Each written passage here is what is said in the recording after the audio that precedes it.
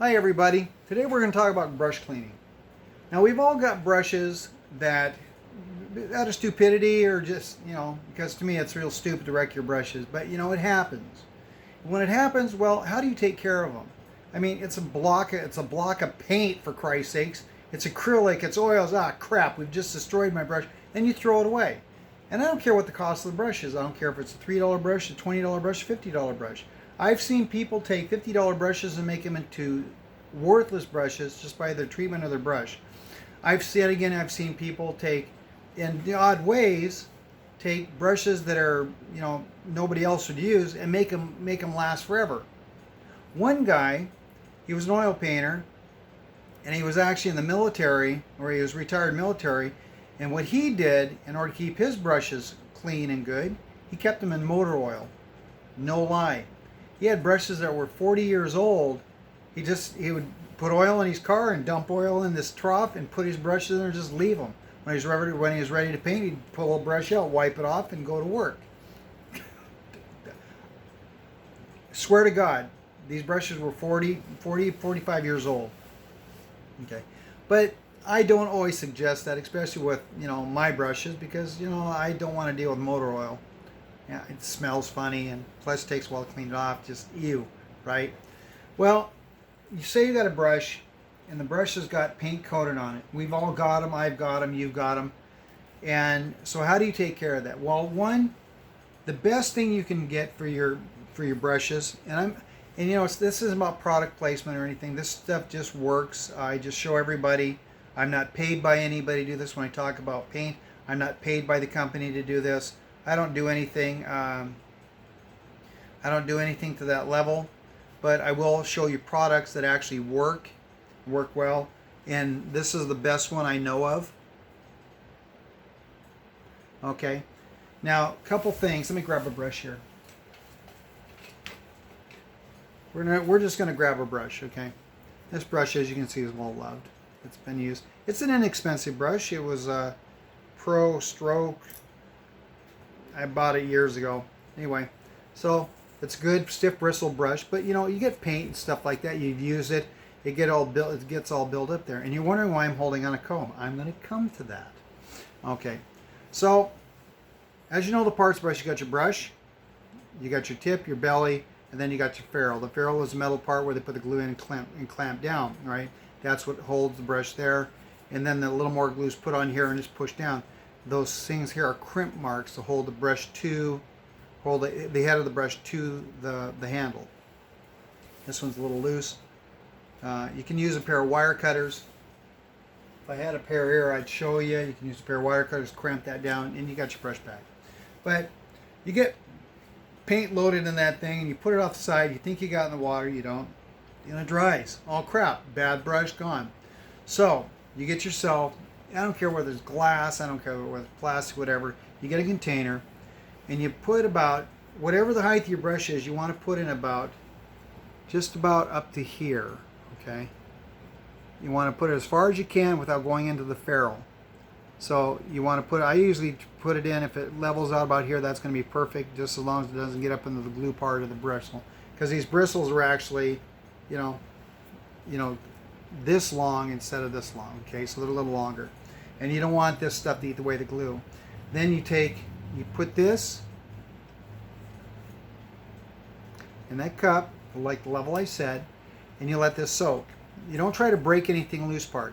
Now, over the course of the day, what you're going to do, you go back and test. You're going to, take it out. You're going to pound it and stuff like that, and it's going to start getting loose and start breaking loose. And then when you do that, you take your comb on a stiff surface, on a hardened surface. Here, let me see if I can do this. You're going to hold your brush down, like so, and you're going to start breaking out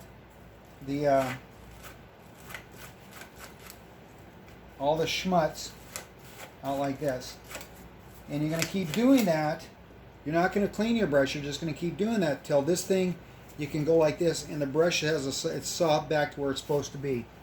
Now, this brush I think was maybe $5. I've had this brush probably since 2009, 2010. So it's got a little bit. Was that 12 years? So yeah, I mean, so that does kind of tell you how to do it. Watercolor brushes, you never want to use dish soap or soap on your brushes. You just clean them out with water, keep them good, make sure there's, I mean, never use this brush cleaner on that. You actually will wreck your watercolor brushes. And if you're dealing with $80 to $100 brushes the way I do, yeah, I want them to last, okay? I've got actually, what was it, $180 round that was given to me by one of the, at one of the product shows. I was like, oh my God, I can't believe it. It was a connoisseur brush. This thing's beautiful, and I loved it. I still use that thing on my watercolors. So those things are pretty important. And when you're done doing that part, then what I want you to do is, once it's loose, it's got everything on there, clean it with dish soap. Scrub it till your bristles feel slick. You ever wash your hair with shampoo and they're kind of that squeaky clean? That's what you want. And then what I want you to do is let it dry, clean the bristles out, let it completely dry, and then soak it back in the brush cleaner for a short time, and just make sure don't go past your ferrule because you don't want it to eat away that glue. I had a puffer brush, those big, looks like a big makeup brush. I had fun with it. I don't use them, but I had fun with it. It was fun playing with it. And so I tried cleaning it. Well, it got the put it up there, and I'm doing this, and the whole, oh shit, the whole thing came out. So you never want to make sure because remember, this is glue. That stuff will eat the adhesive off. Okay, so just keep that in mind. So another product you can use, which I found really amazing, was pink nail polish remover. It's in the pink bottle. It has non-acetone. I've used that a time or two. So there's two products. I think it's the same principle between both of them. I think there's just the cleaning. They're both petroleum-based products, so they do that. Now, a friend of mine, this was years ago, when you're dealing with oils and cleaning your brushes, she did it a surprising way. The first thing she did was she basically got as much paint out of that brush as possible. Then she bought this stuff called Silicoil. It's a petroleum-based product, but it's a brush cleaner. And it comes in a jar. You'll see the Silicoil jar says Silicoil on there, but you want the ones not with the mesh or the fine spiral. You want the big round spiral, and you're going to clean that off till it comes out clean. Okay, till there's no paint coming out on your hands or on your surface or anything else. Then you're going to wipe that down.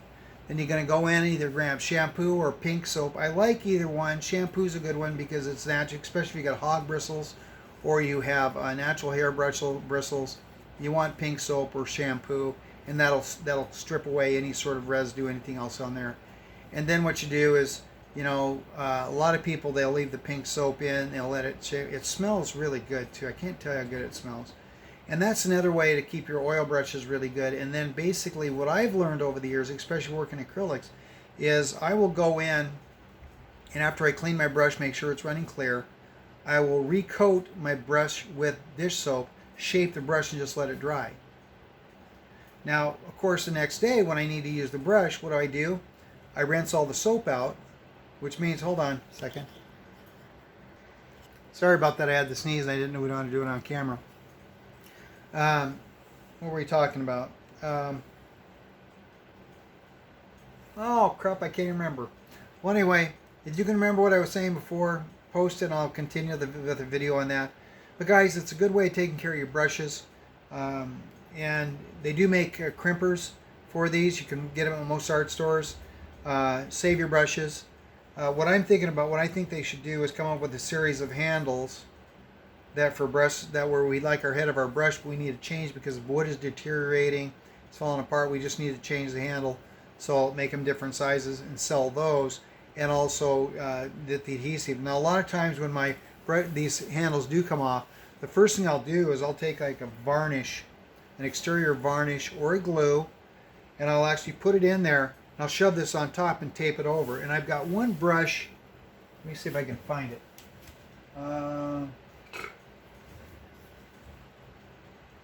I'm not finding the brush. It must be outside with the rest of my brushes. But it actually has, you can see where I did that and I wrapped it with tape. But it's one of my It's one of my Enscadas. And that brush is going to last me forever because I'm making sure it's going to run. It's going to work forever. So just keep in mind for cleaning this,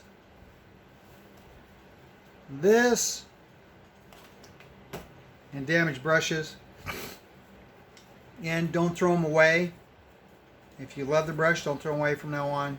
Just use brush cleaner. Anyway, guys, hopefully this has been educational, informational, and inspirational, and educational. If you got any questions, please contact me. I'm going to go back. I'll move you so you can see this. I'm working on my 5 little pigs. And I'll have that done probably next few days. And then I got a series of frogs I want to do. We're going to go on from there. So everybody, stay healthy, paint. Everybody back to work. Break's over.